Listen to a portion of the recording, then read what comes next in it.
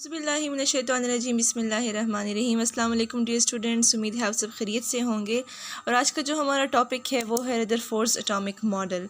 तो चलिए स्टार्ट करते हैं अपना लेक्चर।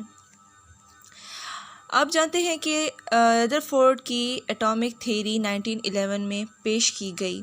उन्होंने ये मॉडल किस लिए प्रपोज़ किया, किस लिए उन्होंने एक्सपेरिमेंट्स किए? क्योंकि उनको एटम का स्ट्रक्चर जानना था। उनको ये जानना था कि इलेक्ट्रॉन्स और प्रोटॉन्स इनकी अरेंजमेंट एटम में किस तरह से होती है। तो स्टूडेंट, जैसे कि आप देख सकते हैं कि मैंने यहाँ पर कुछ ऑब्जेक्ट्स बनाए हैं, इनको मैंने स्टिक किया है इधर। तो ये बेसिकली कंस्ट्रक्शन है रदरफोर्ड के एटॉमिक मॉडल की। ये जो आपको नज़र आ रहा है ब्लू कलर में, ये एक रेडियो एक्टिव एलिमेंट है। उन्होंने पोलोनियम यूज़ किया। रेडियो एक्टिव एलिमेंट वो होता है जो जिससे नेचुरली रेज़ निकलती हैं, ठीक है। ये बेसिकली एक बॉक्स में उन्होंने बंद किया था रेडियो एक्टिव एलिमेंट को, और उसमें एक छोटा सा होल छोड़ा था, ठीक है। और इन्होंने गोल्ड की एक फॉयल यूज़ की थी, ठीक है। और उन्होंने पीछे एक फोटोग्राफिक प्लेट इस्तेमाल की थी जो जिंक सल्फाइड से बनी हुई थी जी। तो सबसे पहला जो उन्होंने इंस्ट्रूमेंट यूज़ किया या अपनी कंस्ट्रक्शन में जिस चीज़ को यूज़ किया वो था radio active element. Radio active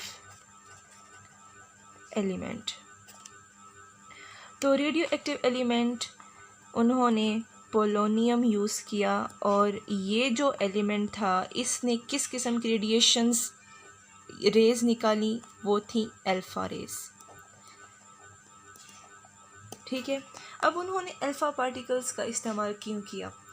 इसकी मेन वजह ये है कि एक तो ये हैवी है, ठीक है, they are heavy particles, and secondly they move with very fast speed.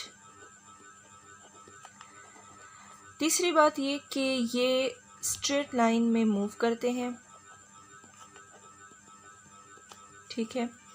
और तीसरी या चौथी वजह यह है कि उस वक्त तक सिर्फ जो थी अल्फ़ा और बीटा पार्टिकल्स ही डिस्कवर हो चुकी थी, और उनको डिस्कवर करने वाले भी रदरफोर्ड ही थे।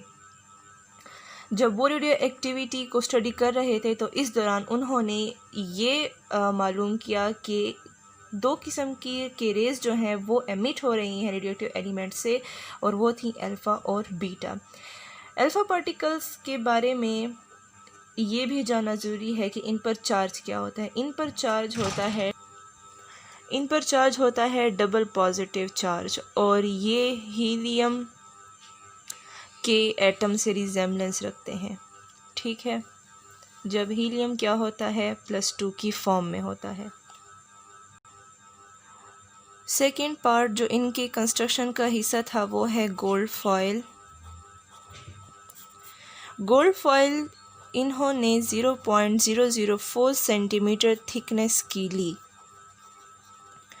और ये इतनी थिन या इतनी थिक इसलिए थी क्योंकि जितनी पतली हमारी ये लेयर होगी उतने ही आसानी से हर एटम के पास ये अल्फ़ा पार्टिकल पहुंचेगा, और जो हमारा एक्सपेरिमेंट होगा वो उतना ही कन्वीनियंट होगा और अच्छा रिज़ल्ट हमें देगा।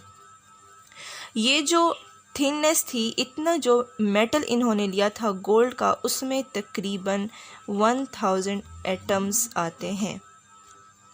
और फोटोग्राफिक प्लेट की इस्तेमाल करने की बड़ी वजह ये थी कि जब यहाँ से पार्टिकल गोल्ड फॉयल पर टकराएंगे और गोल्ड फॉयल्स के बाद जब ये पार्टिकल्स वहाँ से निकलेंगे, तो ये मालूम करने के लिए कि इन पार्टिकल्स की जो पाथ है वो चेंज हुई है या नहीं चेंज हुई, उसका पता हमें इस फोटोग्राफिक प्लेट के ज़रिए से लगेगा। वो कैसे लगेगा कि जब यहाँ से पार्टिकल्स आएंगे तो वो इस फिल्म के साथ स्ट्राइक करेंगे और वहाँ पर एक छोटा सा स्पार्क हमें बनता हुआ दिखाई देगा, जो हमें क्या बताएगा, उस अल्फ़ा पार्टिकल की ट्रेजेक्ट्री के बारे में बताएगा।